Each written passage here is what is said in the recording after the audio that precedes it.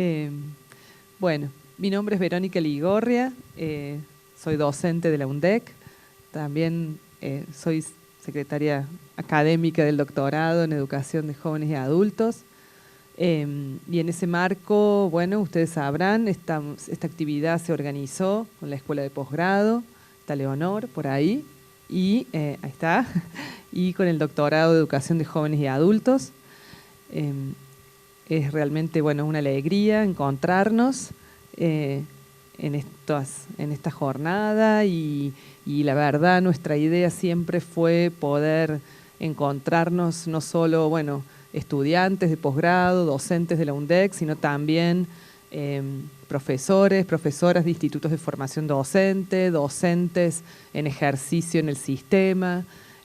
Nosotras queríamos realmente poder llegar y encontrarnos con los institutos de formación docente. Ojalá, no sé, muchos de ustedes quizás también hay estudiantes, hay profes.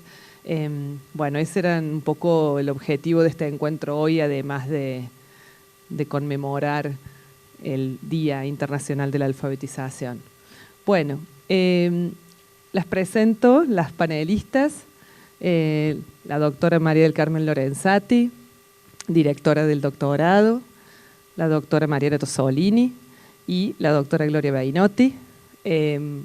Las tres son docentes de la UNDEC, son docentes de la Universidad Nacional de Córdoba también.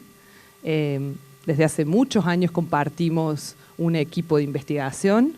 Ese equipo de investigación se inició a finales de la década del 90, un equipo que abordó siempre temáticas de educación de jóvenes y de adultos en contextos urbanos y en contextos rurales. Se suma también la doctora Alicia Crañolino, que también ha sido otra de las referentes en este equipo y diríamos en este grupo de formación y también de amistad y de compartir camaradería. Y actualmente la doctora Lorenzati dirige un equipo de investigación en la Universidad Nacional de Córdoba y otro acá en la Universidad Nacional de Chilecito, que también ambos equipos abordan la temática de la educación de jóvenes y adultos. Así que, bueno, sin más, para no seguir demorando, vamos a empezar. Primero empieza Mariana. Bueno, te paso la palabra. Buenas tardes. Bueno, es una alegría volver a encontrarnos cara a cara en la universidad otra vez, la querida Universidad de Chilecito. Así que bueno, muchas gracias por aceptar la invitación, por venir a pensar con nosotros. Con Marieta y con Gloria estuvimos pensando, bueno, qué ideas traer para compartir en este espacio, que sean eso, ideas para abrir el debate, para pensar juntos. Y qué bueno que sea en las universidades, porque la educación de joven adulto mucho tiempo estuvo al margen de las universidades, ha sido un tema más marginal, si se quiere, dentro de la investigación, y entonces está bueno que nos juntemos a compartir sobre eso. Yo traje algunas ideas vinculadas a lo que investigo y a mi área de trabajo que tienen que ver con la política, con pensar la historia y la política, y desde ese lugar hablar un poco de la alfabetización. Así que bueno, eso es lo que vamos a compartir. Lo que estoy proyectando tiene que ver con algunas ideas iniciales para empezar a pensar sobre esto. A veces hablamos de la alfabetización y durante mucho tiempo los organismos internacionales manejaron un discurso vinculado a una idea mecanicista o determinista acerca del acceso al código escrito. Precisamente el planteo que ustedes están viendo y que quiero compartirles es pensar la alfabetización como parte de un proyecto político, ¿no? Como parte de un proyecto civilizatorio en términos de crear ciudadanía y en términos de pensar sujetos. Entonces, cuando hablamos allí de alfabetizar y de políticas de alfabetización, no solo estamos hablando de cómo se accede al código, cómo se combinan las letras, sino qué tipo de sujetos vamos a formar, qué saberes se están distribuyendo, ¿no? A través de esas políticas de alfabetización. Por eso aparece esta idea de propuestas de alfabetización vinculada a la idea de proyectos políticos, no partidarios, políticos en términos de cómo pensamos la sociedad, de qué tipo de sujetos hay que formar para la sociedad. sobre todo porque cuando estamos hablando de analfabetos, y si encima esos analfabetos son adultos, son sujetos que han sido excluidos no solamente del acceso al código escrito, sino de otros bienes sociales, ¿no? Entonces, hay un proyecto político cuando se alfabetiza o cuando se deja de hacer, de qué forma se hace, con qué metodologías, con qué contenidos, ¿sí? Por eso aparece esta idea de la alfabetización vinculada al proyecto político, a las concepciones del sujeto, y sobre todo el lugar de los sujetos en el orden social, ¿no? En la organización de la sociedad. ¿Para qué los formamos? ¿Qué saberes distribuimos en función de qué participación nos estamos imaginando de esos sujetos, ¿no? Por eso la idea de alfabetizar no es solamente apropiarse del conocimiento de las letras y cómo se combinan, sino también qué sujetos formamos y para qué sociedad, ¿no? Algunos autores hablan de proyectos civilizatorios, en términos que estamos produciendo sujetos para una determinada sociedad, ¿sí? Dale, el próximo. Muchísimas gracias acá a la profesora Fabiola Sosa que nos está ayudando con nuestros PowerPoint.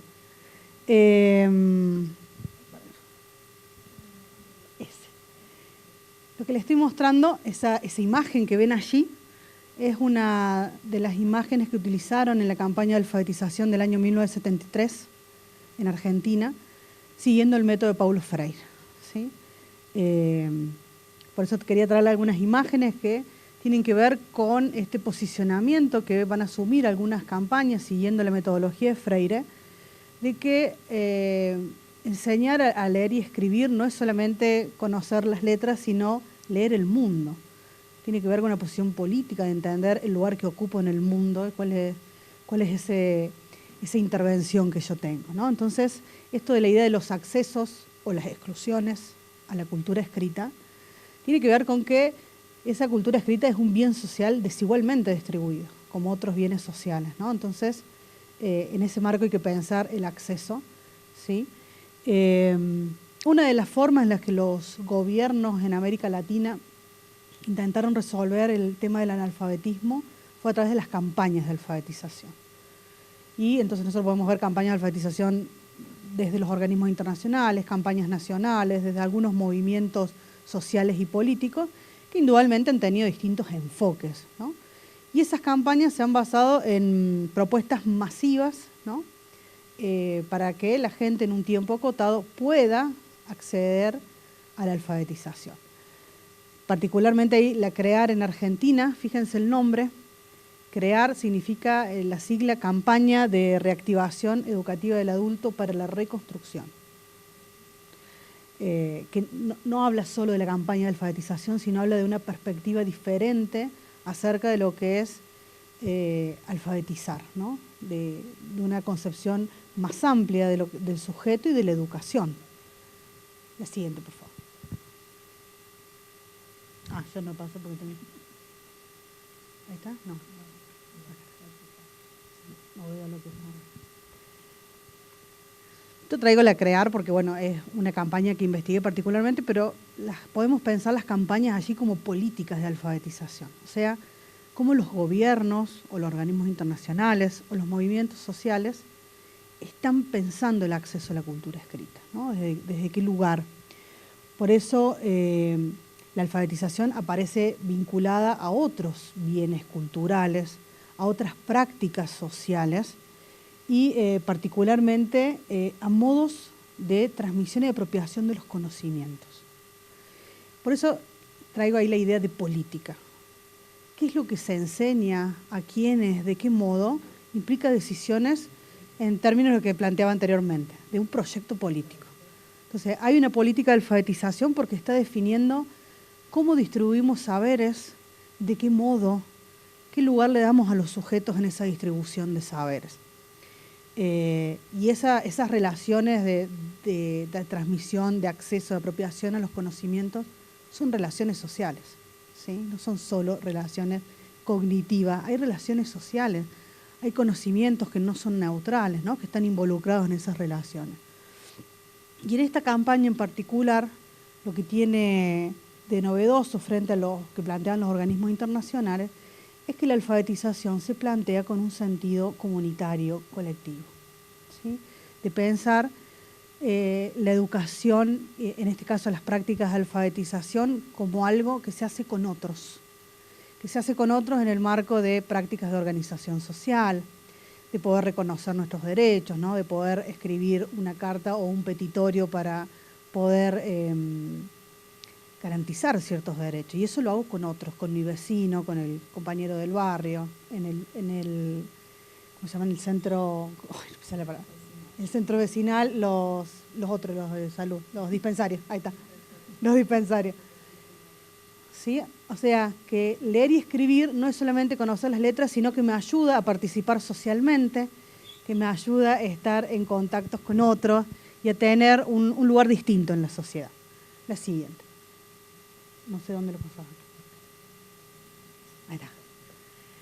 Por eso, rescatarla, crear, en términos de poder rescatar de una política aquello que fue exitoso, si le pudiéramos poner un nombre, ¿no? Que funcionó, para pensar las políticas, no solamente, bueno, política de un gobierno, terminó ese gobierno, desapareció la política, sino poder ver qué cosas se pueden rescatar.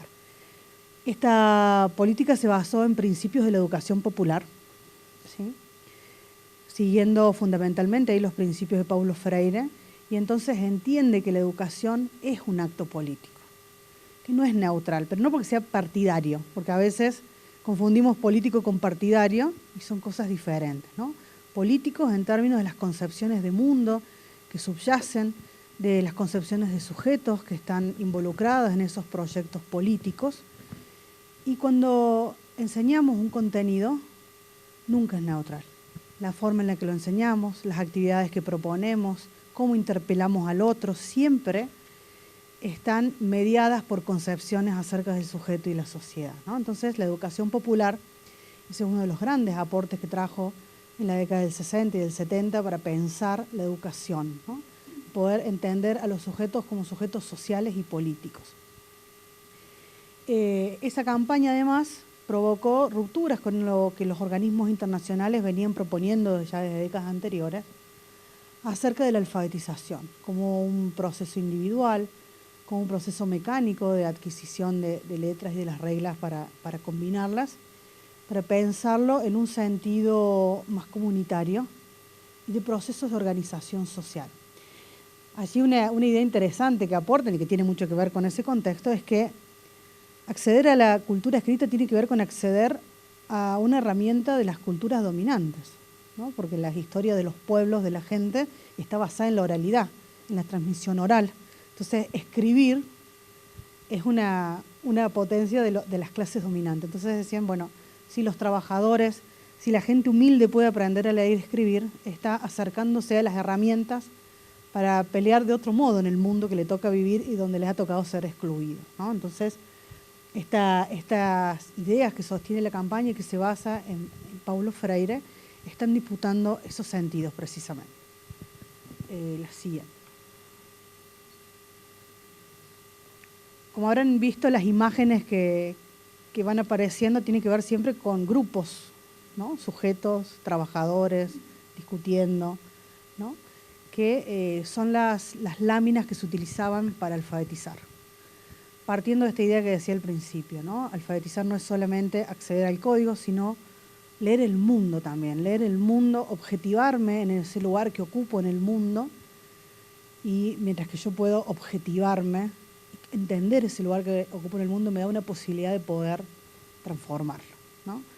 Entonces, las imágenes que se utilizaban en la campaña, siguiendo la propuesta de Paulo Freire, son imágenes que ayudan a que estos adultos recuperen la palabra, que puedan discutir, que puedan expresar lo que ven allí. La imagen también es muy potente en términos de conceptualización y cómo se conceptualiza la realidad, ¿no? Entonces, este paso previo de la alfabetización para Paulo Freire tiene que poder ver con nombrar el mundo, ¿no? Con poder ponerlo en palabras, siempre pensando en adultos que les fue negado el acceso a eso. Entonces, la palabra también a veces es difícil de que sea tomada y apropiada por esos sujetos para participar. Por eso, esta idea de que aprender a leer y escribir va vinculada a otras prácticas sociales, de solidaridad con mi vecino, ¿no? de poder vincularnos para resolver cuestiones que nos afectan como grupo, como comunidad. Por eso aparece ahí a prácticas de organización. O sea, leer y escribir no era en el vacío. Mi mamá amasa la masa, como aprendimos mucho en la escuela, sino frases, oraciones que tengan que ver con sus realidades existenciales, con esos problemas cotidianos que tienen y que los afectan como grupo, ¿no? Por eso aparece esta idea de la alfabetización vinculada a esas comunidades, a las prácticas de organización y a las problemáticas que tienen. Y finalmente que ese aprendizaje de la lectura y de la escritura va vinculada a procesos de reflexión, ¿no? Con otro. Poder entablar el diálogo como método, ¿no? El diálogo como una forma de construcción de conocimiento. Estas ideas que se desarrollaron en la campaña son significativas porque muestran otro modo de alfabetizar, que es posible, otro trabajo de alfabetización que no sea solo una cuestión determinista o mecanicista, sino que implique un proceso diferente de conocimiento para estos sujetos, ¿sí? Por eso resulta relevante que haya sido una política de alfabetización, no una experiencia aislada de un grupo, sino una política, ¿no? Esas imágenes muestran allí sujetos disputando sus derechos, trabajadores. No traje todas las imágenes que se hicieron, que eran 25 para la campaña, pero ahí aparece la canilla, tener acceso al agua corriente, el vino como un elemento de consumo, pero también como un problema en los grupos sociales por el alcoholismo, la leche, el zapato, la fábrica, el voto, ¿no? Palabras que tienen un sentido en los grupos y en esa época en el contexto de los 70. Muchísimas gracias. Para allá.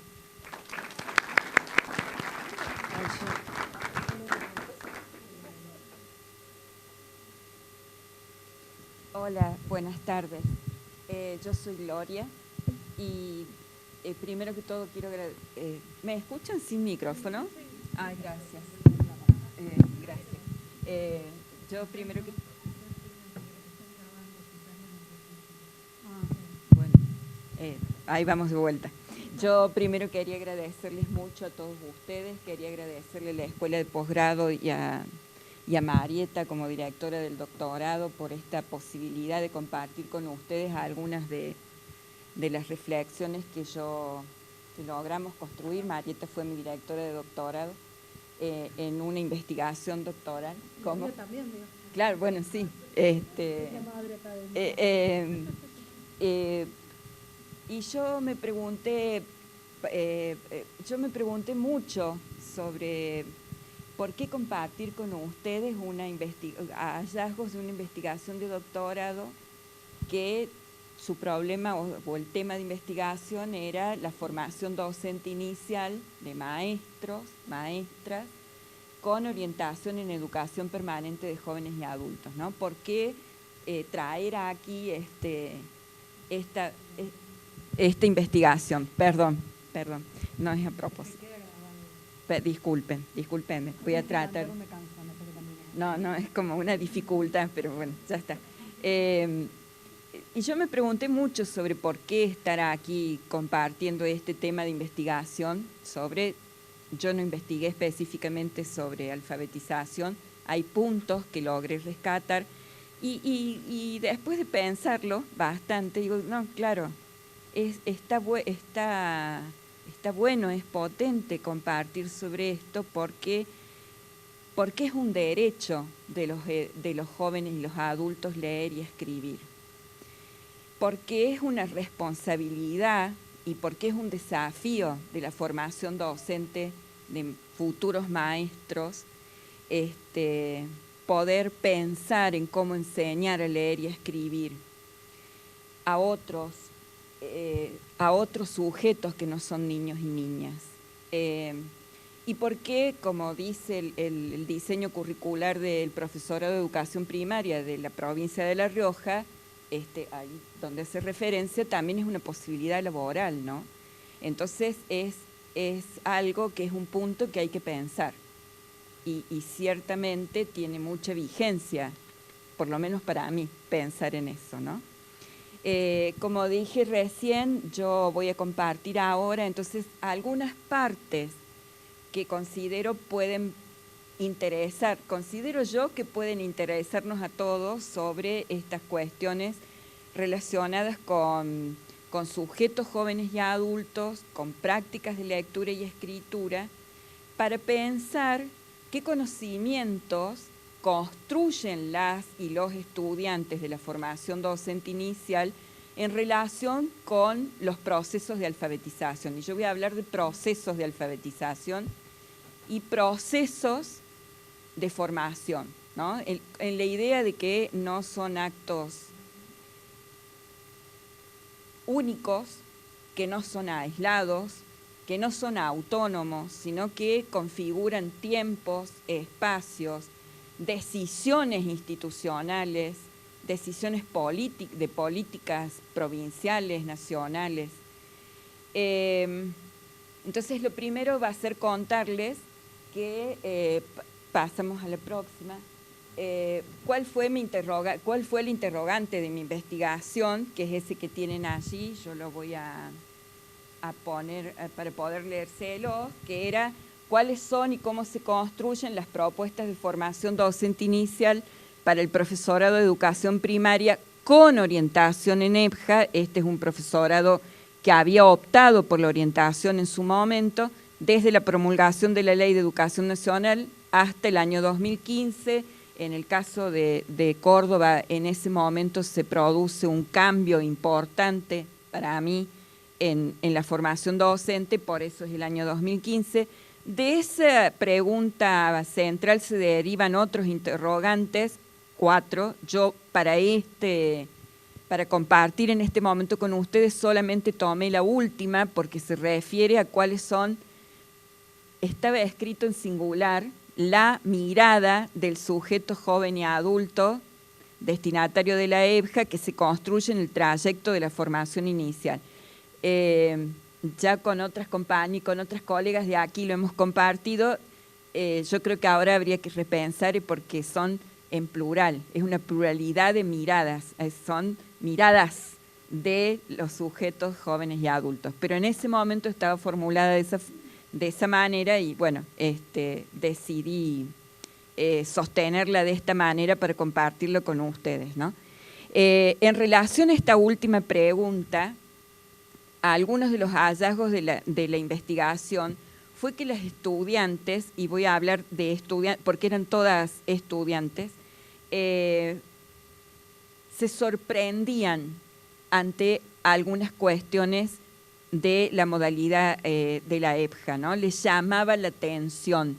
En las entrevistas el término me sorprendió, me llamó la atención, era un término recurrente, algo que por lo menos yo y nosotras no habíamos pensado de lo que podía surgir de esa investigación, ¿no? ¿Qué les sorprendía mucho a las estudiantes? Les sorprendían las escuelas de la modalidad EBJA, les sorprendían los sujetos de la modalidad EBJA, pero esas sorpresas estaban muy relacionadas con sus propias biografías escolares. Ellas no conocían la escuela primaria para jóvenes y adultos, no conocían sujetos que estuvieran aprendiendo a leer y escribir siendo adultos. ¿A quiénes no conocían, no? Ellas no conocían a jóvenes mujeres, hombres trabajadores, adultos que estaban asistiendo a una escuela primaria. Entonces ellas decían, mira, y están aquí. Los sorprendía eso. ¿A quiénes no conocían? Yo traté de buscar algunas cuestiones que nos dieran esto de poder, bueno, esto ya lo dije, de poder pensar qué desconocían, ¿no? Pensaban, no conocían a la modalidad en sí misma, no conocían las escuelas primarias de educación permanente de jóvenes y adultos, no conocían que había posibilidades de que hubiera formación específica para el campo y no conocían que podían trabajar como maestras en una escuela primaria de jóvenes y adultos, ¿no? Había una multiplicidad de desconocimientos y eso se constituyeron en sorpresas, como yo decía recién. Ahora, yo decía, ahora sí, ¿a quienes no conocían? Por ejemplo, no sé si podés en la flechita, no conocían a Mabel, no sé si se puede, abajo en la parte negra del video, abajo hay una flechita que se podría ver o ver y escuchar a Mabel. Más a la izquierda. Bueno, no importa. No conocían a Mabel, que es una señora, una mujer joven de 26 años, con 4 hijos, que estaba yendo a la escuela y que quería aprender a leer y a escribir. No se preocupen, quería aprender a leer y a escribir porque quería escribirle una carta a su hermana diciéndole te quiero. Ese era su propósito de aprender a leer y a escribir. No te hagas ningún problema. Pasamos a la siguiente. No conocían, por ejemplo, a Marta Graciela, que es una señora que ha estudiado Marieta, que escribía en el catálogo del catálogo de ventas, escribía el nombre de la persona a la que le iba a vender, en este caso una sombra de ojos. Y había ahí una práctica de escritura. No conocían esas prácticas de escritura.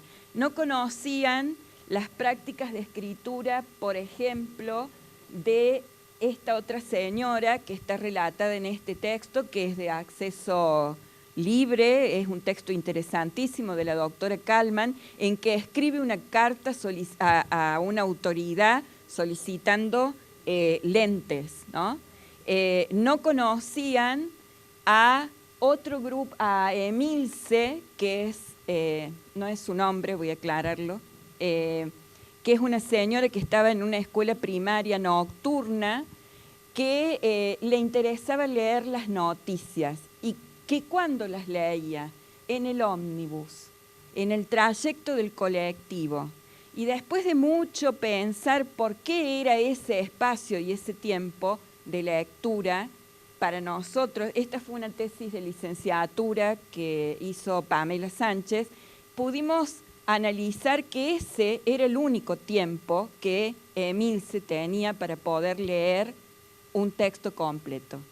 El único tiempo de su cotidianeidad para esa práctica. Y no conocían tampoco, se ve muy poquito, a un grupo de señoras con las que nosotros trabajamos en el 2005, 2004, hace mucho tiempo. No conocían a Jesusa, que construyó las paredes de su casa, pero no conocían a un grupo de estas señoras con las cuales logramos colectivamente escribir un texto que se llama Escuela, quiero una escuela, a partir de una canción que era lo que ellas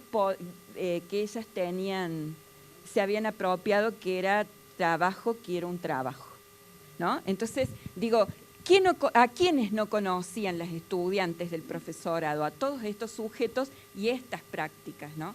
Entonces, ahí hay una cuestión que empiezan a aparecer las sorpresas, ¿no? Se sorprenden en decir, pueden escribir, que tengan acceso a leer una poesía y disfrutar. A mí eso me llama la atención. Que un adulto se pregunte o dude de cómo se escribe zanahoria. ¿Va con H en el medio? Eso como que me llama mucho la atención. Eso decían las estudiantes, ¿no? Entonces, se sorprendían ante estos, ¿no? Adultos que tuvieran dudas de cómo se escribe una palabra, adultos que quisieran escribir una poesía y disfrutar de una poesía, disculpen, adultos que en su momento no podían leer y escribir autónomamente y convencionalmente. Pero también se sorprendían, y mucho de que los adultos aprendieran a escribir en la escuela, que la escuela se constituyera en un espacio de aprendizaje de prácticas de cultura escrita. Se sorprendían de lo que Graciela Montes, no sé si alguien, quienes trabajan en profesorados capaz la conocen, hablara de la escuela como la gran ocasión de una sociedad de lectura y escritura. Eso fue una sorpresa. De pronto aprende, eso decía una de las estudiantes, ¿no? De pronto puede escribir "Hijo, te amo".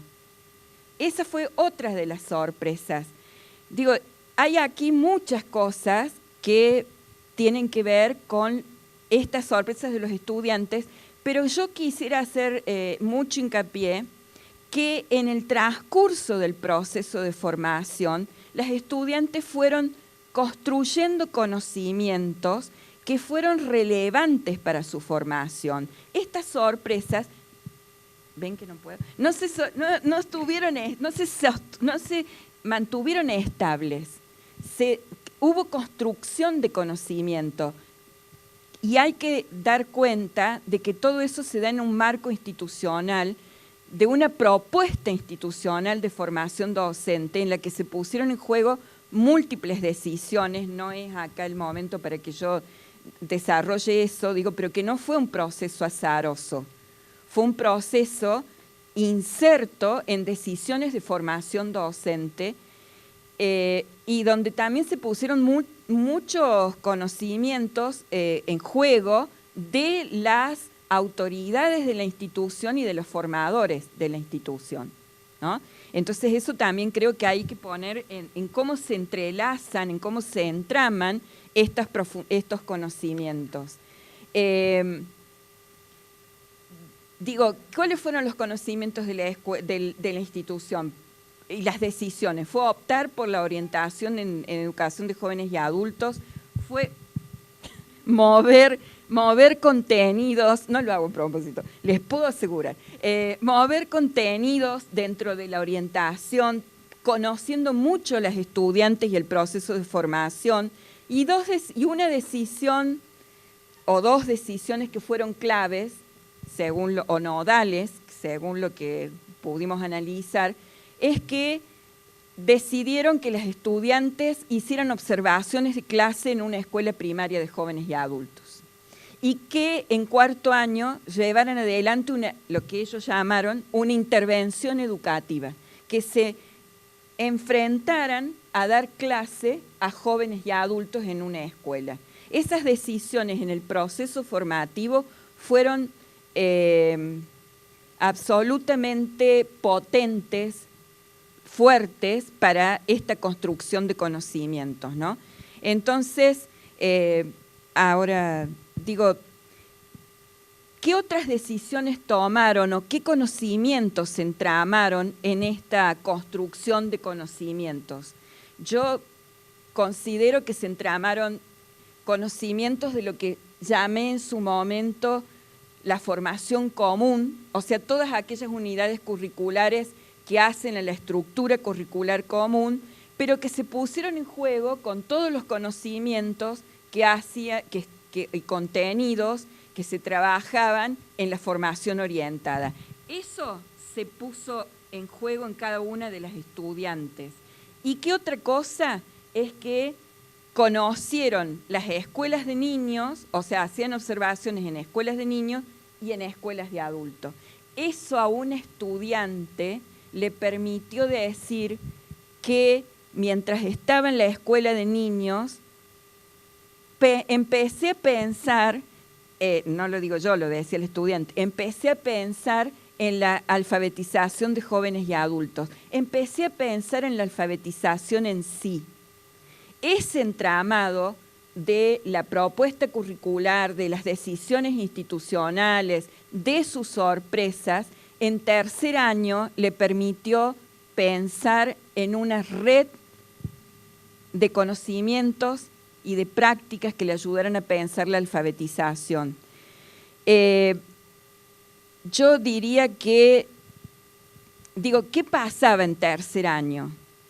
Tenían alfabetización inicial y literatura en el nivel primario, en ese tronco de formación común, y aquí tenían el seminario 3 que se llama La cultura escrita en jóvenes y adultos, ¿no? En ese momento, cuando tiene todo, cuando ella dice, cuando una de las estudiantes dice, las leímos a todas, y se refiere a Castedo, Kalman, Ferreiro, Teberoski, digo, cuando ella dice, pudimos leer a todas y pudimos ver esas escuelas y esos sujetos, ¿no? A eso quiero tratar de mostrar de ese entramado.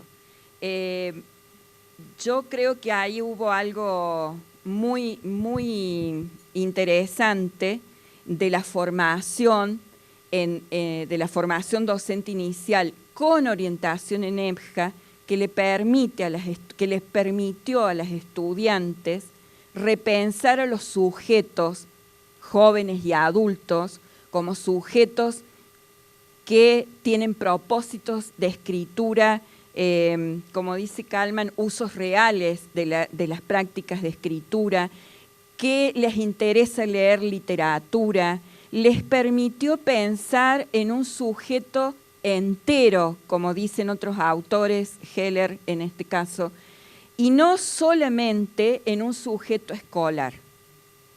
Eso fue como muy importante, creo que en esta red que se logró construir. Yo cuando inicié me pregunté a mí por qué hablar de esto aquí. Creo que, bueno, que hablé del derecho y de la responsabilidad y del desafío que tiene la formación docente. Yo voy a terminar preguntándome para qué formar a futuros maestros y maestras pensando en la alfabetización de jóvenes y adultos. Y para eso voy a leer un texto que para mí dice mucho, es un texto de María Teresa Andrueto, que ella habla de leer. Yo quisiera que pudiéramos pensar en leer y en escribir, porque me parece que ese texto puede ayudarnos a pensar en ese para qué. Y María Teresa Andrueto, y cito, dice, también en lo que respecta a la construcción de lectores, estamos, en mi opinión, intentando, como sociedad, como país, atravesar ese desafío, convertir en lectores a los que pueden comprar libros y a los que no pueden, a los que viven en las grandes ciudades y a los que viven en los pueblos pequeños, y a los que viven en el campo, en la sierra o en el monte, a los que tienen una familia detrás y a los que están solos en la vida, a los protegidos y a los abandonados, a los descarriados, a los que están libres y a los que están en prisión, a los obedientes y a los peleados con la ley. Se trata de un desafío histórico, un imperativo alimentado por la convicción de que leer y escribir es como otros derechos, un derecho de todos. Creo que ahí hay un fuerte para qué de por qué pensar esto. Gracias.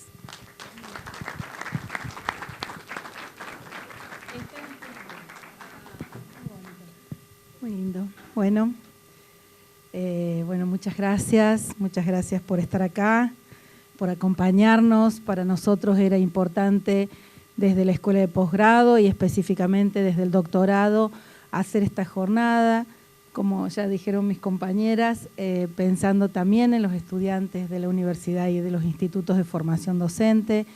UNESCO desde hace años conmemora el día 8 de septiembre, el Día Internacional de la Alfabetización. Desde hace años UNESCO considera que la alfabetización es una cuestión lineal de, como decían también mis compañeras, de codificación y decodificación, una cuestión que todavía hoy sigue hablando de destrezas y habilidades. Como verán, nuestras investigaciones están mostrando todo lo contrario. Yo quisiera digo, a la tesis de Gloria, por supuesto, la dirigí, la acompañé durante todos los años y la leí un montón de veces, pero recién escuchándote me pareció muy interesante lo que planteabas sobre la sorpresa y esa enumeración de tantas cosas que las estudiantes del IFD no conocían, y entre esas no conocían la escuela de adultos y no conocían que había gente que no sabía leer y escribir y no conocían que la escuela era el espacio para enseñar a leer y escribir.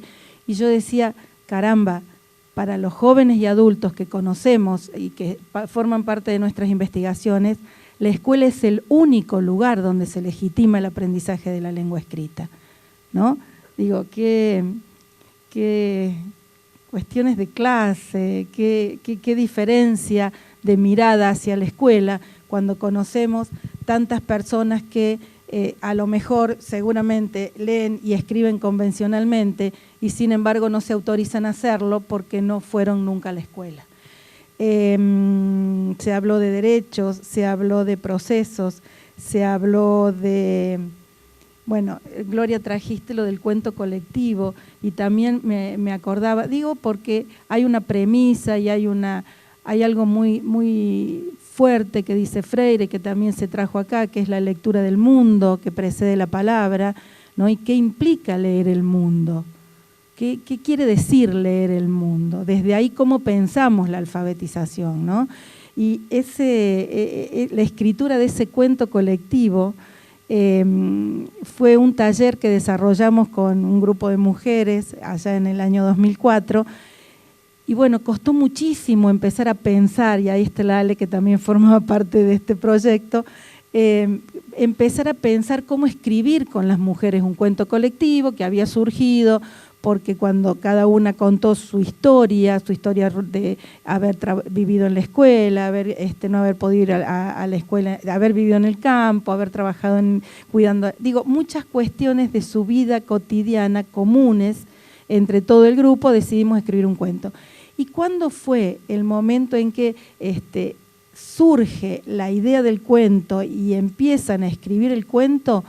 Cuando a una de las colegas, Cristina Sardoy, que estaba coordinando el taller, ella es licenciada en letras, dijo, bueno, pensemos algo que nos puede pasar, que les puede pasar a ustedes. Pensemos que un día llegan a esta parroquia, porque era un lugar, un centro religioso, y el cura les dice, ¿saben qué? Tengo que cerrar la escuela, ¿no? Recién ahí se puso en juego las historias particulares y las relaciones que ellas sentían, y salió el cuento Escuela quiero una escuela, porque cantaban en el coro Trabajo quiero trabajo, la canción de Yupanqui, ¿no? Pero digo, ¿en qué momento logramos la escritura cuando desatamos este conflicto en relación con algo muy sentido y muy querido por las mujeres? Entonces, alfabetización no es una habilidad y una destreza. Alfabetización es una práctica social, alfabetización es lo que hace la gente, como dice Barton, lo que hace la gente con la cultura escrita, lo que sabe de la cultura escrita.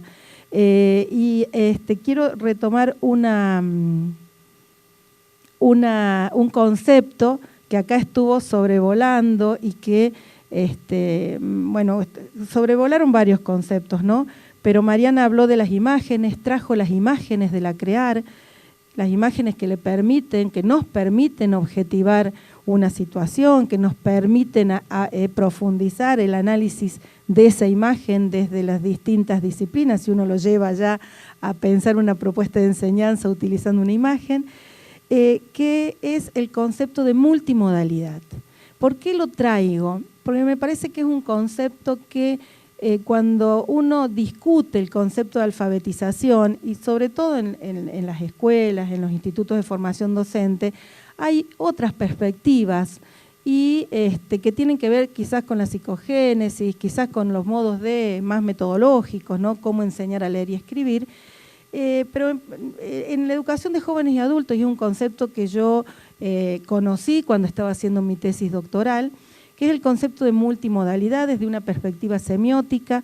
Günter Kress plantea que hay modos representativos de la realidad y modos de diseminación del mensaje. Estos modos representativos implican justamente poder echar mano de distintos modos para otorgar sentido a la realidad, como el discurso, el lenguaje oral, la escritura, la imagen, los atributos de la imagen, el gesto, la música. Y en esta diversidad de modos, la escritura es uno más, nada más, ¿no? Es decir, no es el único modo. Y esto a mí me permitió entender por qué tantas personas llegan a construir familias, trabajar, desarrollar un montón de acciones en su vida cotidiana sin leer y escribir convencionalmente, sin conocer el sistema de escritura. Pero también me pareció muy interesante los medios de diseminación del mensaje, porque está instalado en muchos discursos de funcionarios, en la prensa, en funcionarios mucho, y que dicen que las personas que no leen ni escriben no pueden participar, no pueden votar, no saben nada, no pueden opinar. Y en realidad mi experiencia en mi tesis doctoral, cuando yo acompañé a 2 personas y específicamente a una señora, pude ver que ella conocía lo que sucedía en el mundo a través de la radio, que se comunicaba con el teléfono celular, tenía teléfono fijo, es decir, ella estaba en condiciones y de hecho participaba, generaba grupos de mujeres que iban a pelear por sus derechos. Entonces, me parece que es un concepto potente para trabajarlo en las escuelas, ¿no? Sobre todo también cuando uno trabaja con jóvenes y adultos. La próxima, por favor. Es esa, déjala. Lo que mostraba acá y que de alguna manera Gloria también lo mostró en su Power, pero Gloria lo mostró como que los alumnos no conocían que sucedía esto, las alumnas de los IFD, y yo lo traigo como una potencia de Marta, porque Marta usaba la imagen gráfica ella se llamaba y se autopercibía maestra en la escuela, en el centro evangélico, trabajaba la Biblia de niños, que tiene imágenes, que tiene números romanos, que tiene letras. Esta era su heladera, como verán, inundada de objetos escritos, y este era el cuadernito de Avon, que lo llevaba a la escuela de adultos y que, como todos, lector o no lector, lo que hacía era entregar el cuadernito para que todo el mundo se anote lo que quería. Estas cuestiones no la diferenciaba Marta Graciela de todo eso. La próxima. También conocía letras y números, esto yo lo traje como para compartirlo, pero por otro lado, esta multimodalidad de la que ella hacía uso permanentemente en su vida cotidiana, nunca estaba sola. El modo per se no le permitía solamente otorgar sentido, sino que siempre había alguien más. Ella recurría a alguien. Por ejemplo, cuando iba y la acompañé a hacer un trámite en la empresa de luz, ella entró y le preguntó al policía cómo llegar a hacer este trámite. Ahí utilizó claramente el lenguaje oral y le fue dando distintas funciones a ese lenguaje oral. Ahí hizo una pregunta directa, después caminamos 2 o 3 pasos y dijo, para ir a hacer el reclamo yo tengo que, es decir, con el mismo lenguaje oral ella estaba tratando de aseverar y buscaba confirmación de lo que ya sabía. Entonces, lo que ella siempre hacía era preguntar a alguien más, al vecino que le ayudaba con la planilla para el pago de Avon. Por eso yo construí otra categoría en la próxima. Yo hablo de multimodalidad mediada, ¿no? Porque es el modo de apropiarse de la cultura escrita también tiene que ver con esa relación con otros, que acá fue claro el decir que es una práctica social que involucra relaciones sociales. Y esto también nos corre de mirar, y también lo plantearon mis compañeras, a la alfabetización o al proceso de alfabetización y de apropiación de la cultura escrita como una cuestión solamente cognitiva. Entonces, si para nosotros la alfabetización en un sentido amplio anda la primera. Digo porque escuchando a mis compañeras fui cambiando el discurso. En un sentido amplio, para nosotros es un proceso que va más allá. Digo para nosotros, esto no es que lo decimos nosotros, esto tiene una larga trayectoria de estudio, es una perspectiva que comienza ya en los 80, en un primer momento la perspectiva sociocultural, después Brian Street desde Londres la complejiza y hablan de los nuevos estudios de literacidad, que es la traducción de alfabetización en inglés, y que precisamente están planteando que es un concepto amplio, múltiple, y que ser alfabetizado significa todo lo que mis compañeras plantearon: leer y escribir para mantener y establecer relaciones sociales, participar en actividades culturales valoradas en distintos dominios de la vida social y cultural, conocer prácticas múltiples y complejas vinculadas con lo escrito. En esta perspectiva también la oralidad forma parte del concepto de alfabetización, es oralidad y cultura escrita en un continuum. ¿Cuántas prácticas hemos observado en la pandemia?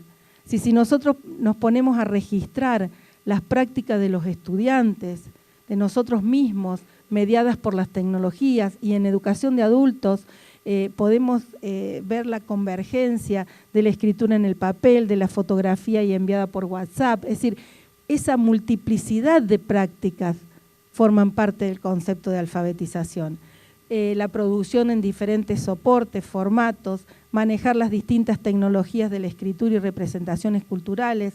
Esto de hecho es una definición que es de Judith Kallman y que figura en un texto que escribimos en el año 2018. Y si todo eso es alfabetización en sentido amplio, ¿qué implica? Implica precisamente eso: apropiarse de diversos discursos culturales y sociales para interpretar los textos con distintos propósitos. Implica saber buscar información, tanto en fuentes impresas como electrónicas, seleccionarla, procesarla, organizarla, interpretarla. Hoy en día implica también la familiaridad con los entornos digitales, también se refieren a la oralidad. Alfabetización también tiene que ver con formas de hablar y disertar acerca de lo escrito, de escribir textos y discursos conocidos. Es decir, esto es alfabetización. Entonces, si todo esto es alfabetización, ¿por qué UNESCO sigue diciendo que es una habilidad y una destreza? ¿No? Mientras la academia construye categorías, análisis y complejiza día a día el concepto de alfabetización, ¿qué pasa con los organismos internacionales? Que está parado siempre en la destreza y la habilidad. Pero si todo esto es alfabetización, y ahora sí te pido que vayas a las 7, ¿qué pasa con la cultura escrita en la escuela de jóvenes y adultos? ¿No? Nuestras investigaciones, en la mayoría de los casos, nos muestra esto.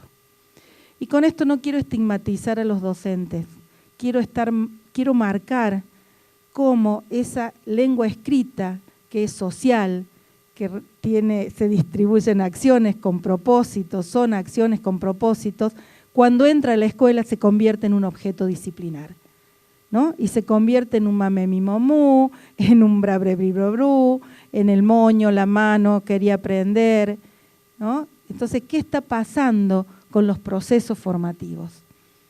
¿Qué está pasando con ese docente que además se siente mal, que además se culpa, que además tiene está estigmatizado porque es muy complejo trabajar con la lectura y la escritura con jóvenes y adultos? Y entonces la ansiedad muchas veces nos lleva a escribir en el pizarrón el mame mi momú y vamos generando las prácticas que también muchas veces desarrollamos en las escuelas primarias de niños. Digo esto porque me parece que junto con lo que dijo Gloria es un desafío para los docentes de los IFD, para los docentes de la universidad, para quienes estudian en la universidad y para los doctorandos, que también a lo mejor investigan otros temas, pero esto es una problemática sentida y muy importante en la modalidad de jóvenes y adultos. Digo, ¿para qué nos sirven? ¿Para qué nos sirven en el uso no pragmático del término, sino en el uso social del término? Nuestras investigaciones, bueno, para pensar que tenemos que mirar a los sujetos que no fueron nunca a la escuela desde otro lugar, tenemos que mirarlos no como analfabetos, sino como personas letradas, que son capaces de leer el mundo, que son capaces de participar, que participan de hecho con otros lectores y otros escritores, que resignifican los usos sociales de la lengua escrita. Entonces, desde este lugar no hay personas analfabetas, hay personas letradas, y en esta línea también quiero decirles que desde nuestra perspectiva, la cultura escrita y la enseñanza de la cultura escrita no se agota en un primer ciclo de una escuela de jóvenes y adultos, sino que atraviesa todos los tramos educativos. Es decir, hablamos de alfabetización y de apropiación de la cultura escrita también en un tercer año de jóvenes y adultos, que es el último año, ¿no? Por eso los invito a problematizarse y a buscar bibliografía que trabaja desde esta perspectiva y no quedarse con una mirada que simplifica y que reduce la alfabetización a simplemente la decodificación del código escrito. Gracias.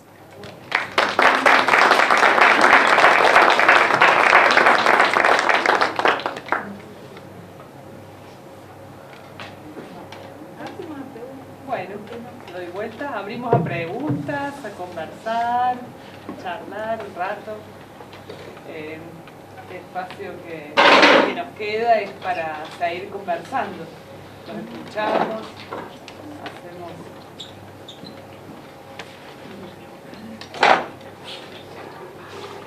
comentarios, preguntas, no hace falta que sean preguntas. ¿Alguien tiene alguna experiencia? ¿Ha trabajado en esto de las escuelas de jóvenes y adultos?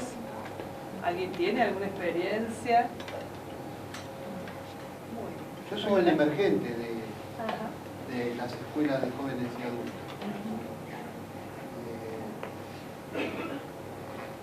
Yo terminé la primaria en una escuela de adultos, de jóvenes y adultos, cuando tenía 18 años.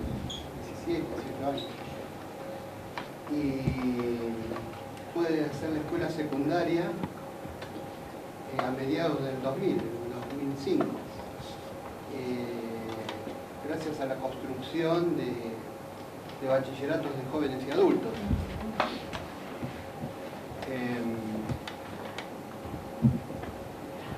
Pasaron muchos años en el medio sin tener formación, y esto que se decía recién, de la lectura del mundo, yo me daba cuenta de que el mundo había cambiado demasiado, había cambiado en los 80 con la democracia, era diferente a lo que yo había vivido hasta ese momento bajo la dictadura militar de mediados de los 70, y había cambiado mucho en los 90. Y yo, si bien a mí me gusta leer mucho, tenía una biblioteca enorme, yo me formaba solo, pero no me alcanzaba esa biblioteca para poder leer el mundo, entonces tenía que hacerlo con otros.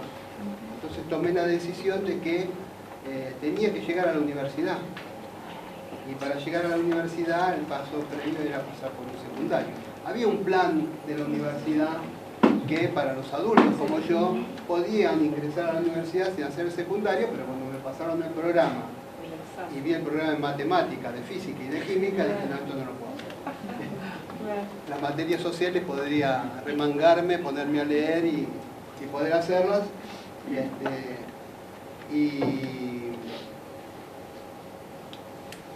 Y bueno, tomé la decisión de ir a hacer el secundario. Pero era tan grande la crisis que yo vivía que tuve que caer, no sé si caer, pero tuve la necesidad de recurrir a un psicólogo. No tenía problema porque en un mes me dio de alta. Y recomendándome un bachillerato para adultos que estaba en la vereda enfrente donde yo iba al psicólogo. Y era en una fábrica recuperada, en el año 2005 una Maderera Córdoba, que abría ese año un bachillerato popular para jóvenes y adultos. Cuando llego a la escuela me encuentro con unas chicas muy jóvenes que estaban limpiando. Primero entro por la fábrica, que tenía un local comercial, entro por la fábrica, me hacen pasar por un pasillo, pregunto por la escuela, me hacen pasar por un pasillo y encuentro 3 chicas limpiando. Digo, bueno, yo quisiera hacer un secundario, me dijeron que acá hay una escuela. Sí, me tomaron los datos, me dijeron cuándo podía empezar, a la semana podía empezar, o al lunes siguiente podía empezar. Y me dijeron, nosotros vamos a ser tus profesoras. Entonces, una fábrica recuperada por sus trabajadores. En el marco de la crisis del 2000, los trabajadores recuperaban empresas que habían quebrado. Unas docentes que estaban limpiando y acondicionando la escuela. En una fábrica me hizo mucho ruido. Esto es una cosa diferente. Bueno, ese fue mi ingreso a la educación popular y a la escuela secundaria. Si alguien en ese momento o unos meses antes me hubiese dicho que 20 y pico de años después iba a estar en una actividad conmemorativa del Día Internacional de la Alfabetización en la Universidad de Chilecito, hubiese dicho que estaban re locos, imposible. Pero bueno, acá estoy y soy un emergente de eso y como se decía antes, en la búsqueda del laburo colectivo, en la búsqueda de qué hacer con todo este conocimiento, este caudal de conocimiento que uno va teniendo a lo largo del tiempo, para que no quede como que soy un viejito que viene a contar sus experiencias, sino que todavía tengo ganas de activar y decir, bueno, llevar al territorio todo este conocimiento. ¿Para qué la alfabetización? ¿Para qué los perfeccionamos si no lo llevamos al territorio y lo elaboramos con la gente que lo está esperando, ¿no? Esa es una parte.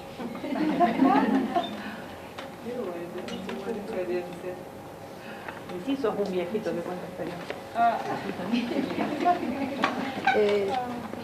Yo me quedé pensando en esto de la alfabetización como acto político, ¿no?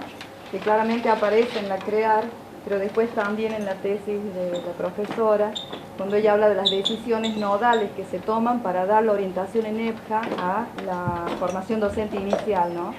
Ahí me quedé pensando en la concepción de sujeto y de ese sujeto de la alfabetización de jóvenes y adultos entero, que tradicionalmente, históricamente no fue pensado de esa manera, ¿no? Sino más bien visto como extraño, si se quiere, ¿no?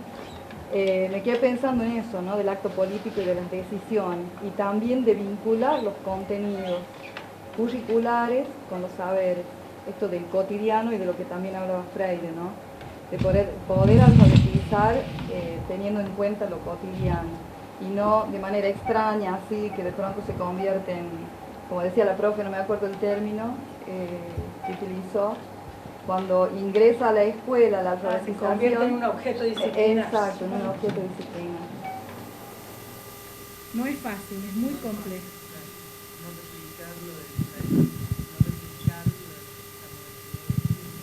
Sí, es compleja la enseñanza en educación de jóvenes y adultos. Es compleja porque hay una matriz formativa pensada para trabajar con niños y adolescentes, ¿no? Por disciplina. Bueno, Ale, ayúdame que estamos trabajando juntas.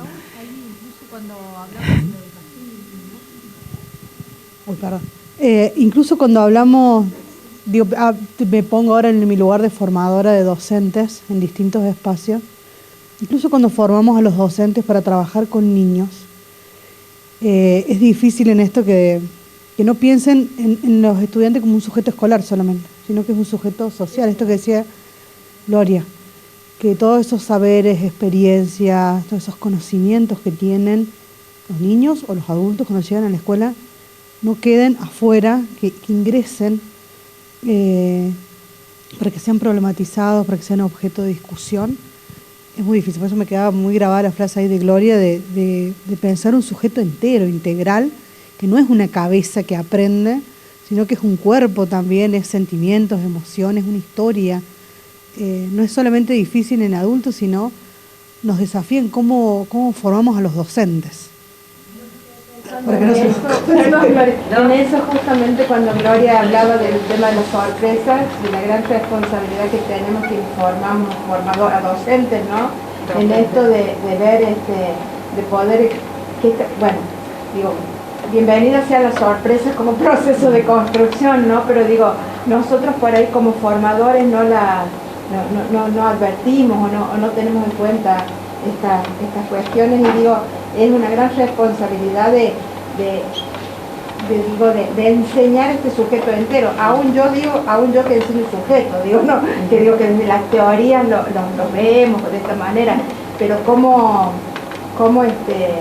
hacer me llamó mucho la atención esta sorpresa de que hay adultos que van a la escuela, sorpresa de que ellos pueden enseñar a adultos. Estas categorías que nosotros cuando enseñamos tampoco en formación docente no las tenemos en cuenta, ¿no?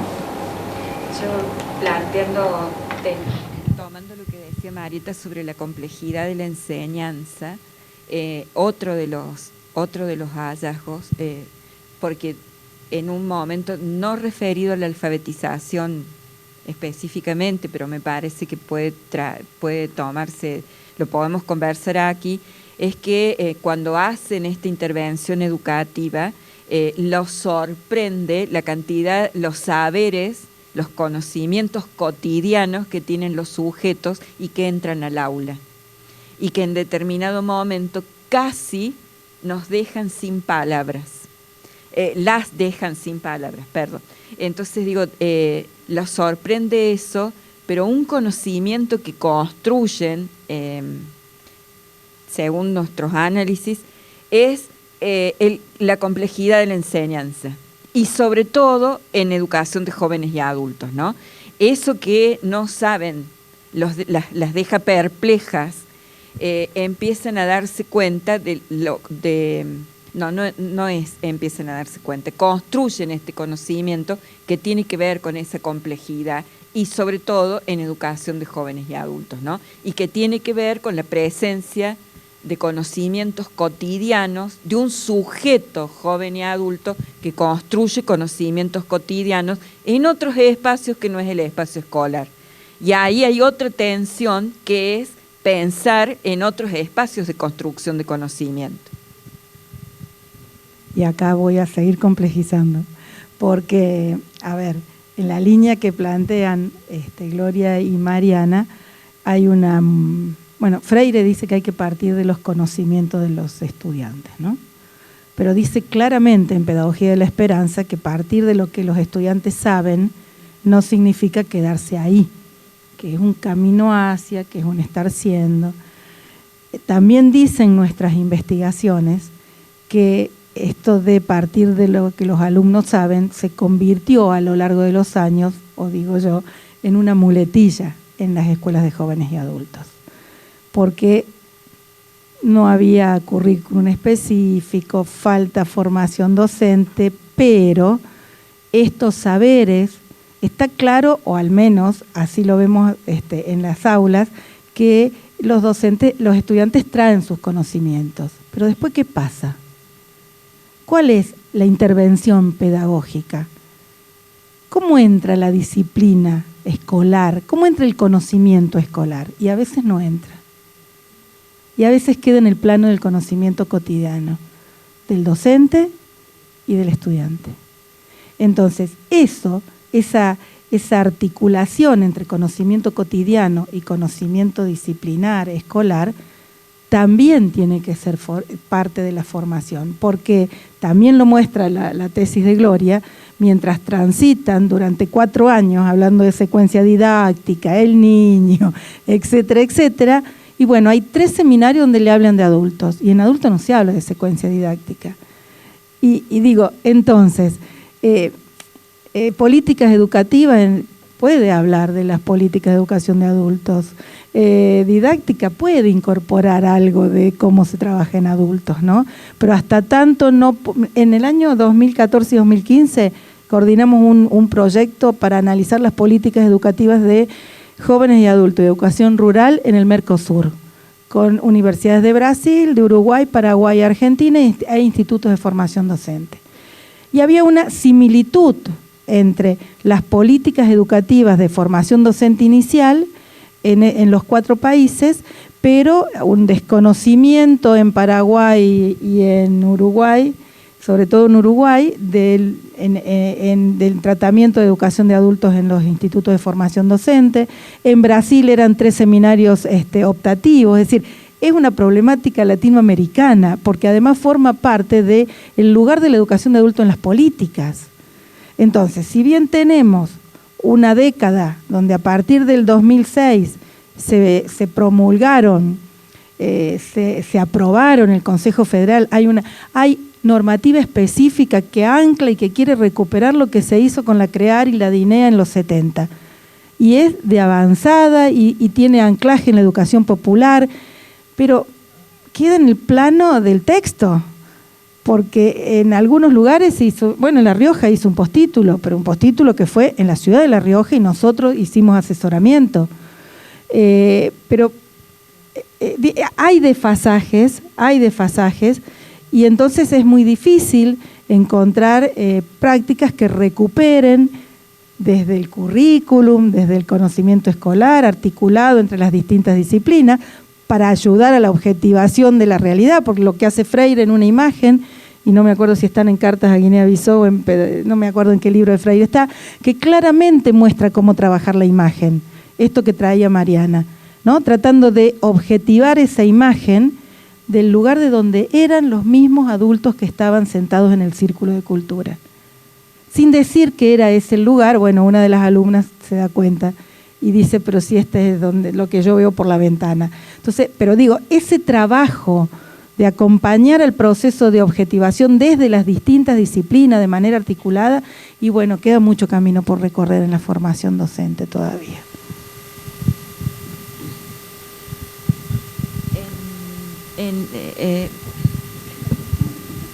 En la tesis, en el trabajo final de licenciatura que hicimos con otra compañera, se llama Marta Frason, o sea, un trabajo de 2, tomo lo que planteaba Marieta sobre qué pasa con los conocimientos de los sujetos, ¿no?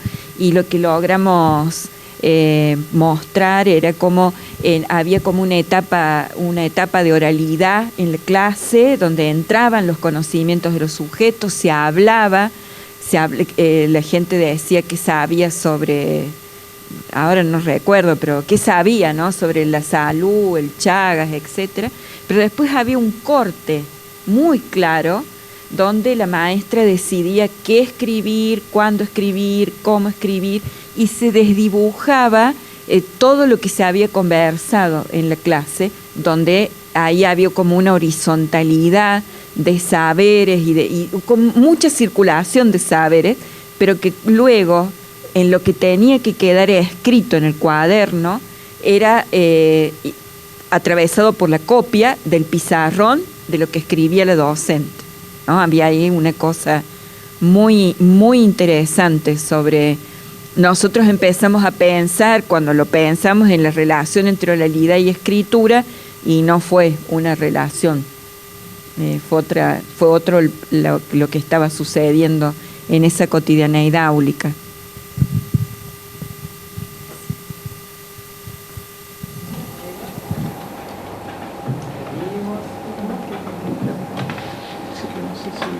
¿Alguien más? ¿Quiere contar algo más?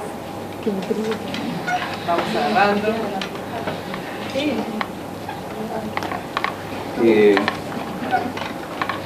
Yo tengo unas ciertas intrigas sobre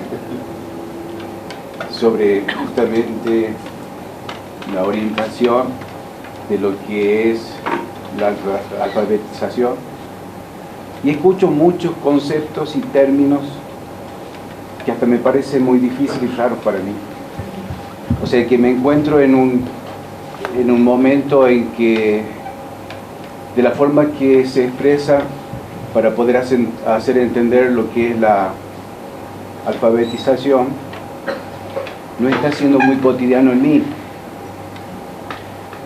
El análisis lo entiendo bien, la investigación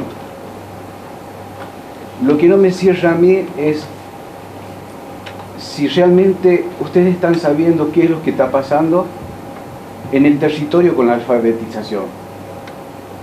Si podemos decir que las políticas educativas están fallando, no escucho decir de qué manera están fallando. ¿Cómo se tiene que llevar a cabo la alfabetización para terminar con el problema de muchas personas que no llegan a una escuela o a alfabetizarse con lo mínimo que es la lectura y la escritura? Me gustaría saber desde lo llano qué porcentaje tenemos nuestra provincia o nuestra nación con problemas de alfabetización, y desde el ministerio, desde las políticas que bajan de allá, ¿cuál es el problema por lo que tenemos problemas de alfabetización en nuestro pueblo?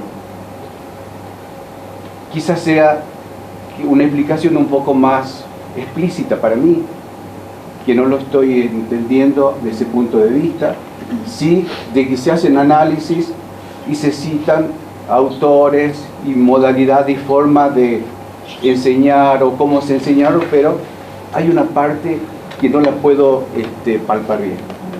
Esa es mi forma de... Dale. Voy a empezar ahí por la parte de las políticas, que me parece interesante el planteo, porque sigue existiendo ahí el analfabetismo. No creo que sea solo una cuestión de las políticas que se enseña a leer y escribir. El tema del acceso a la cultura escrita tiene que ver con desigualdades sociales. Eso no quiere desligar a las políticas y a los políticos lo que hay que hacer, ¿no? Pero es como pensar la pobreza en cierta forma.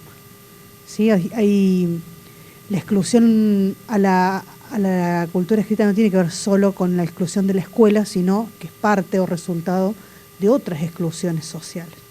Entonces hay un problema estructural de la desigualdad a nivel internacional que con la pandemia se ha profundizado muchísimo. Yo no tengo ahora aquí los datos, pero hay un montón de informes que muestran la desvinculación de los sujetos de la escuela, lo cual está produciendo más niveles de exclusión, que no es solamente aprender a leer y escribir.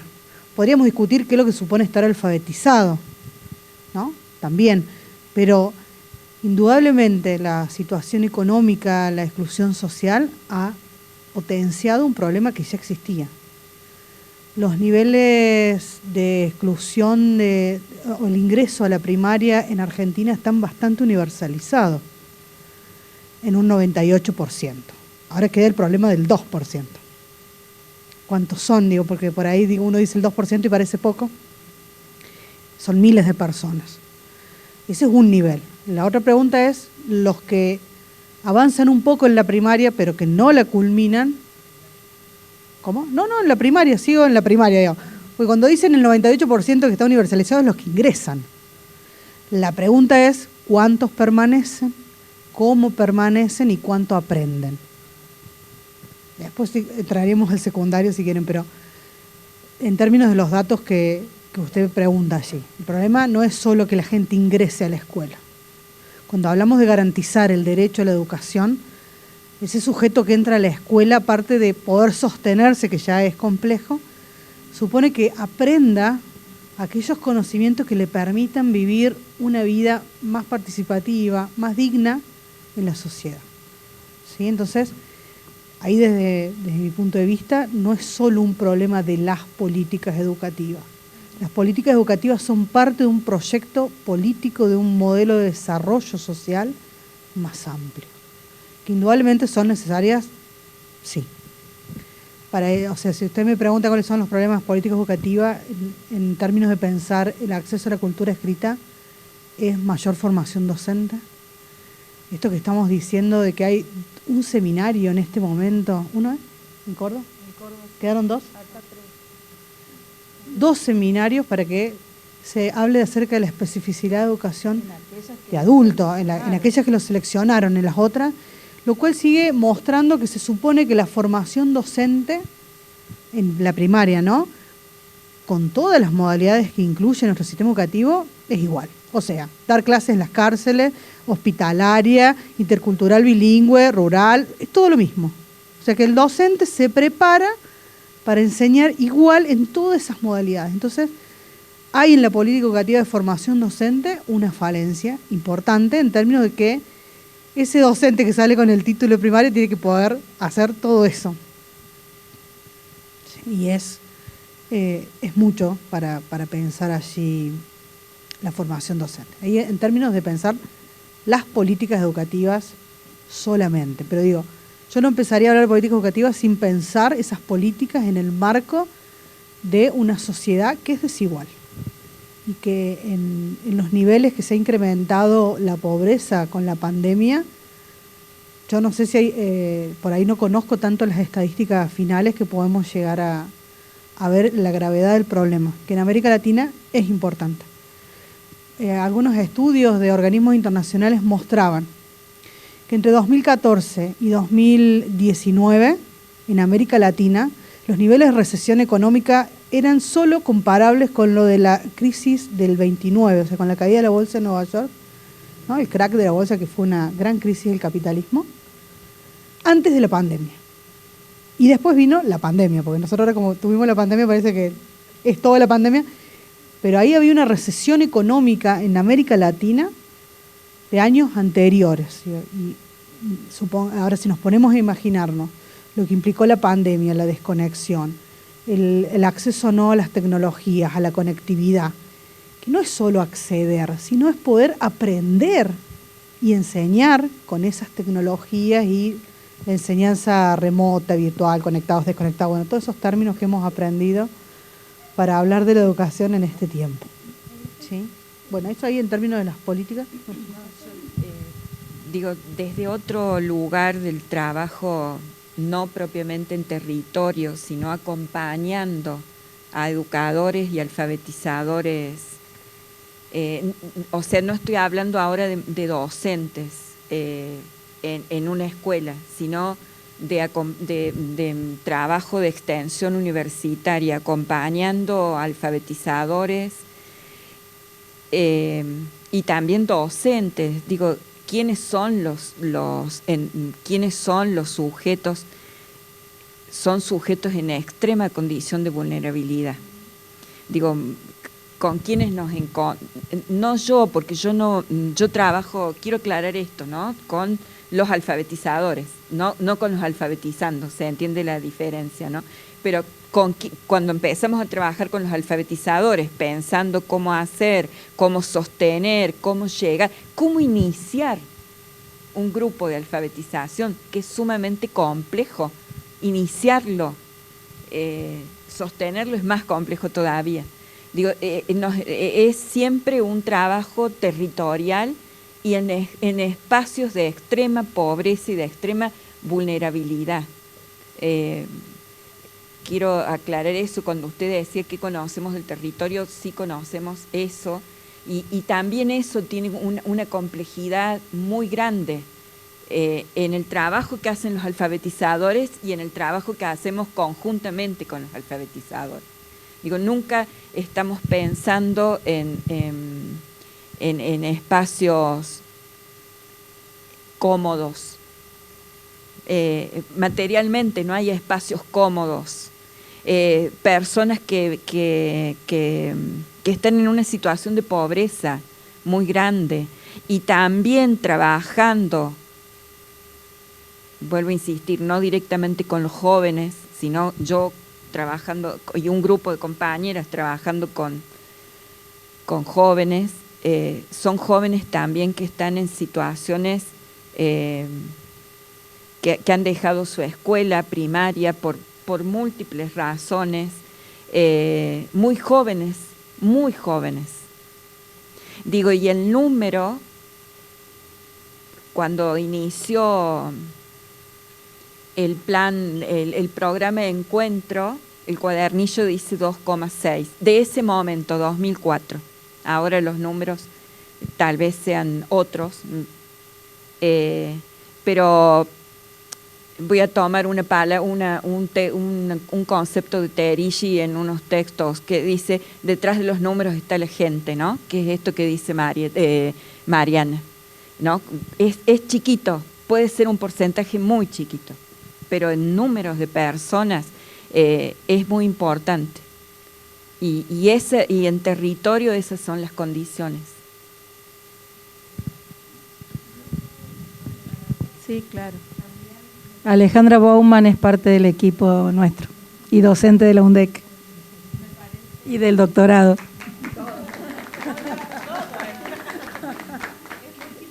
Sí.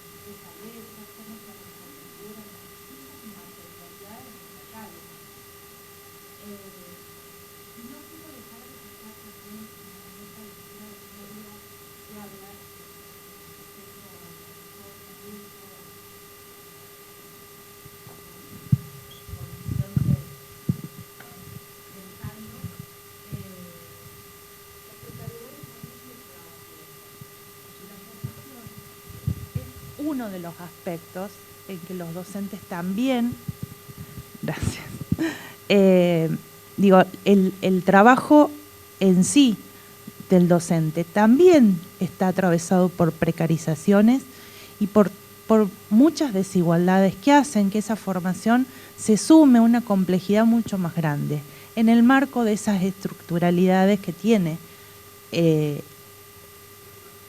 mundo del trabajo en general y el trabajo docente en particular.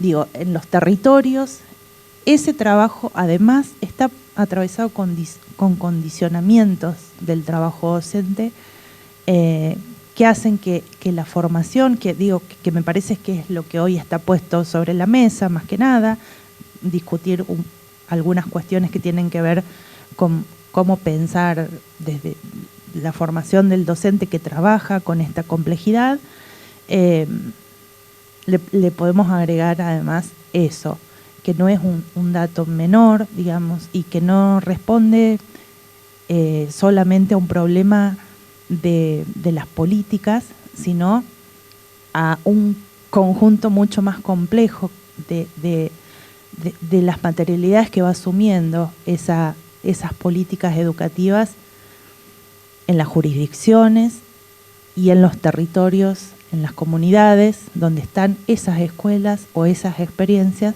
desarrollándose cotidianamente, digamos. Eso me parecía que, como para ampliar un poco la discusión, números, estadísticas, también el docente está ahí atravesando momentos complejos.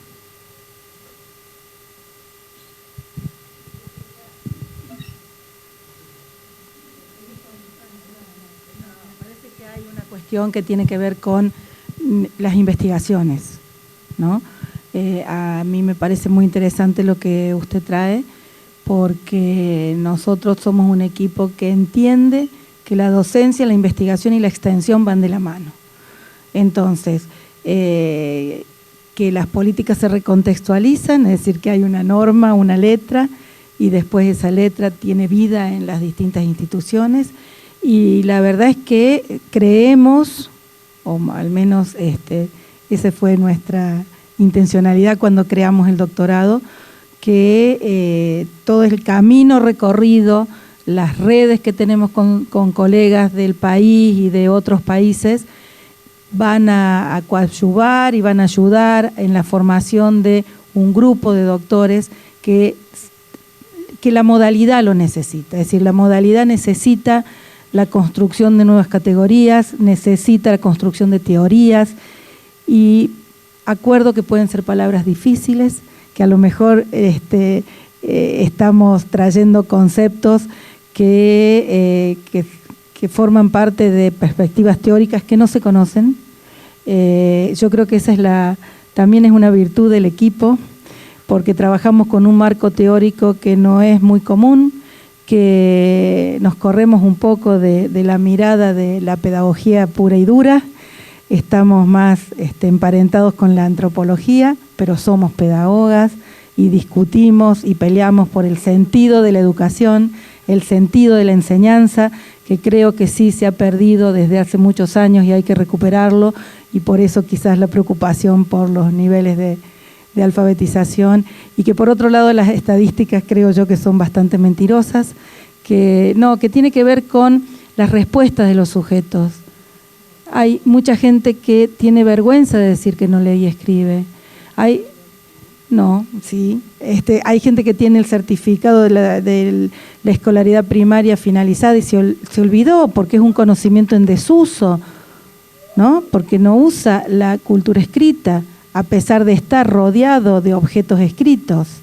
Entonces, creo que nuestro granito de arena anda por ahí, anda, formando los doctores, los futuros doctores, licenciados en el grado y trabajando en extensión con docentes, es decir, todas trabajamos con docentes en proyectos específicos de extensión, que tampoco es fácil, pero bueno, ahí está nuestro desafío y nuestra lucha. Estoy riendo porque me acordé de la frase de Churchill que decía que él solo confiaba en las estadísticas que podía manipular, así que a veces yo traía esos números que decíamos con Gloria, porque a veces los números ocultan, o sea, números de gentes atrás. No dice el 2%, es poco, dice sí, pero 2% hay miles de personas atrás que están excluidas. Entonces, pero aún a veces cuando dicen, pero terminaron la primaria, la otra pregunta es, ¿cuánto aprendieron? ¿Cuántos de esos conocimientos son significativos para vivir en esta sociedad que nos toca? ¿Cuánto permiten participar? O sea, la gente que sale de la primaria puede agarrar un diario y comprender esta realidad en la que vivimos, leer así y comprender. Porque entonces la pregunta es, ¿qué es estar alfabetizado? De manera que signifique un vivir bien, como dice tu amigo el Timothy. Vivir bien, poder participar, tener una vida digna, un trabajo, o sea, en esos términos a veces las estadísticas son mentirosas, en el punto de que no nos dejan ver otras realidades atrás, que son necesarias y hay que conocerlas para poder tomar decisiones en las políticas. Bien, yo ya me siento menos estructurado. Así que gracias por todo lo que ustedes ofrecen. Con la experiencia que cuenta él, claro, que yo lo acompañé. Ahora va a ser la fuente de todo. Sí. Mis alumnos fue una experiencia que no sé si está, hoy ya no sé en qué momento está, porque como el 2004 rompió todo en este país, entonces estábamos a favor del gobierno, fue como un proceso de ruptura importante, pero cuando surgió el proceso de la conformación de los primeros bachilleratos, éramos todos estudiantes de la UBA, o sea, como nada más alejado de una fábrica recuperada que ir al centro cultural, porque era como, estaba de moda, había que ir porque si vos sos de la UBA tenés que ir a IMPA, al centro cultural. Y, digamos, la conformación de esos espacios, cuando éramos todos estudiantes de la Universidad de Buenos Aires, y tratar de corrernos hacia pensar en esos sujetos que estaban las profesoras, fue todo, y no sé si lo logramos en algún punto o no, pero no sé si logramos deconstruirnos y reconstruirnos con, con otra mirada de docentes, de alumnos, de militantes, porque en algún punto, o en algunos momentos, ya no éramos ni docentes ni estudiantes, éramos militantes que peleamos por reconocimiento, por el espacio, por títulos. Fue como toda una experiencia que a mí personalmente me marcó, no sé si es que por eso yo estoy acá, pero fue una experiencia, logramos estar en un lugar que el Estado no estuvo, que es armar una escuela donde había una necesidad que era un montón, y sobre todo pibes. Él ya era viejo. Ya venía viejo. Ya venía viejo. Pero sobre todo pibes que de los 90 habían excluido, que habían sido excluidos de la escuela y que en ese momento tenían 20, 30 años. No tenían 30, tenían bastante menos de 30 años. chicos que encontraban un espacio de contención. Entonces esas experiencias para mí fueron, después bueno, se desvirtuó, se rompió, se amplió como todo en este mundo, que se rompe, se pelea, que la política, pero no importa, pero la experiencia en sí fue para mí fue, sí. En provincia de Buenos Aires hay más de 100 bachilleratos. Sí, hoy sí. Yo quería agregar a eso, digamos, que Y en el país también hay un montón. al análisis quería agregar esto. ¿No? El Estado, digamos, gracias al Estado, y no al mercado, gracias al Estado, la larga mano del Estado, puede llegar a pueblos que yo conocí en Famatina, en Santo Domingo, en Campana, pueblos muy chiquititos que tienen su escuela, y el Estado llega a esos lugares. ¿No? Vi acá en Santa Florentina, que también hay una escuela.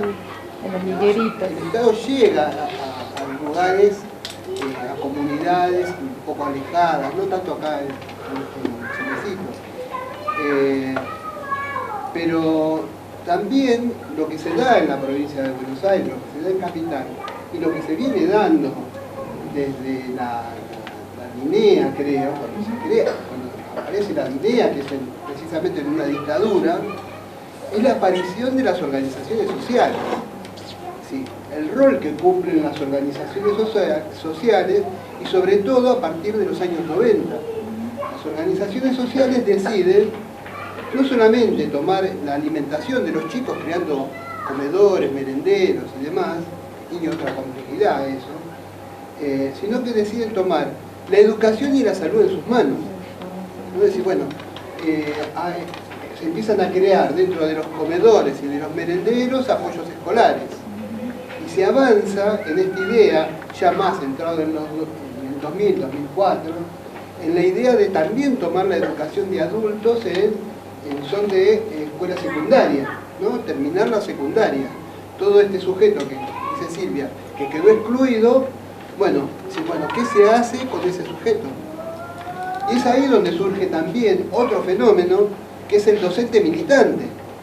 ¿Sí? Docentes que van a trabajar con la incertidumbre que si en algún momento de su vida van a cobrar un salario como docente, ¿no? Sí, y que eso es parte también de una construcción y de una lucha. Entonces, no todo aparece en las estadísticas, porque acuerdo que las estadísticas son mentirosas, sirven para determinados fines, pero no reflejan la realidad. Pueden decir, se recibieron tanta cantidad de estudiantes por el plan Fines, que si no existiera el plan Fines, no habría tantos estudiantes, pero resulta que después cuando a esos estudiantes van a buscar un trabajo, en principio que no lo toman porque vienen del Fines, y en segundo lugar que no tienen el conocimiento necesario. Hoy leemos que cada vez quieren recortar más la educación, ¿no? De 5 días, bajarla a 3 días, recortar materias, digamos, hay una reforma que quieren hacer una cantidad de cosas que achican cada vez más lo educativo. Y si no fuera por la resistencia de las organizaciones sociales, seguirían adelante. Entonces, la proliferación de bachilleratos populares tiene una explicación. Digamos, no alcanza el Estado a llegar a donde llegan las organizaciones sociales. Si uno quiere alfabetizar, tiene que hacerlo de la mano de las organizaciones sociales. Los movimientos sociales ocupan un rol fundamental en eso. Uno no entra solo al barrio y dice, bueno, vengo a alfabetizar. No entra solo al barrio, no se entra así. Digamos, se entra trabajando con otras organizaciones que ya existen y que ya están trabajando. Entonces se articula lo académico, se articula la universidad con las organizaciones sociales. Uno no va huérfano a trabajar a eso que pasa. Entonces, digamos, hay un caudal grande de experiencia en relación a eso. Todo lo que se dijo en esta mesa, yo lo viví en la práctica. Todo lo que se dijo en esta mesa, yo lo viví en la práctica. Porque hice todo el recorrido. Hice el secundario y terminé dando clases en un bachillerato popular. Terminando estudiando historia, digamos, y terminé dando clases. Me convertí en maestro. Algo impensado, pero me convertí en eso. Y yo era, para todos los vecinos de mi barrio, porque el barrio Las Tunas, era el profe. Digamos. Y ser el profe te abre las puertas. Y nos reencontramos acá. No, qué bárbaro. Todo concluye en Chile. Yo me voy en bachillerato. Me parece muy bien. Yo propongo que sea el próximo conferencista. Me parece una cosa muy interesante que planteaba usted, que es el tema del lugar del Estado. Y va muy de la mano del derecho a la educación. Y lo digo pensando en el lugar de esta universidad, ¿no? Donde algún pensamiento neoliberal diría hay pocos estudiantes, porque así muchas veces las políticas cerraron escuelas porque eran pocos alumnos, nuclearizaron las escuelas rurales y demás. Lo que es importante que haya Estado que garantice el derecho a educación, y no importa que haya pocos estudiantes, haya un Estado allí que garantice ese acceso. Me parece muy importante.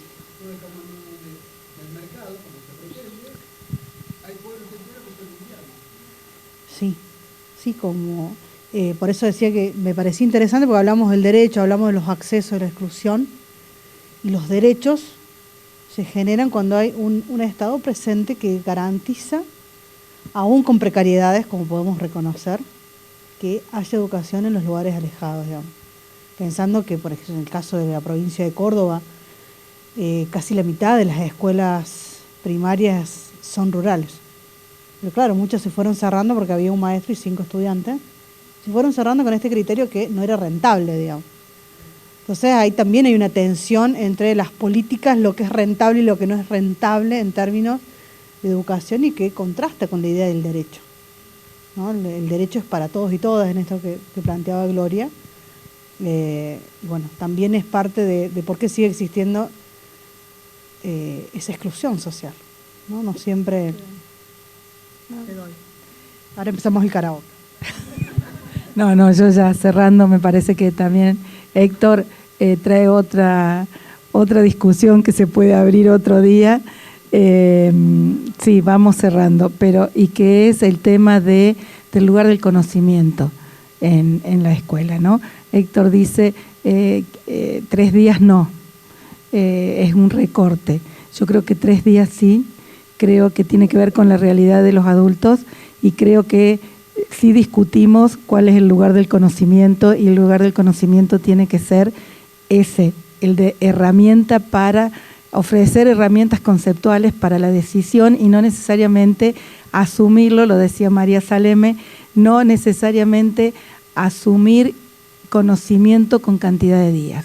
El otro día di un curso en la Universidad de Luján en la Maestría de Educación Popular, y ese tema salió claramente, ¿por qué 3 días?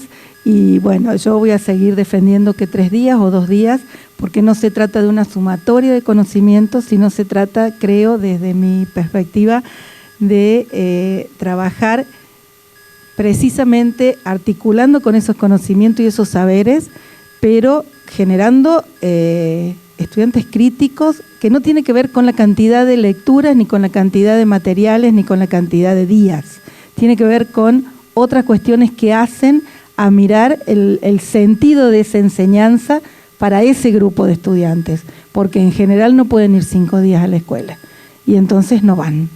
Me parece que esa es, y esto tiene que ver con políticas locales, tiene que ver con políticas integradas e integrales, donde no solo pensemos en la apertura de un centro educativo, sino pensemos en modos de acompañar los procesos, apertura de los jardines maternales para que los adultos lleven a los estudiantes, a sus hijos allí, es decir, generar esta mirada de la educación básica en sentido amplio, ¿no? Articulando con las organizaciones sociales, articulando con las bibliotecas, articulando con distintas organizaciones, pero que el eje de la propuesta sea el sujeto joven y adulto.